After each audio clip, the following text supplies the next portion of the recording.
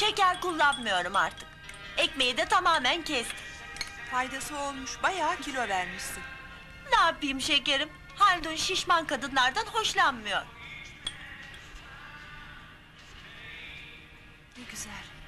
Nedir güzel olan? Kocanın zevklerine önem verme. Ne yapayım hayatım? Bu devirde koca bulmak kolay değil. Bulunca elinde tutmak daha da zor. Haklısın. Ne diyeceğim? Sen yine İhsan'la bozuk musun? Ay sizin evliliğiniz Bunları de nefis yıllardır... yapıyorlar burada. Ben sana bir şey söyleyeyim mi?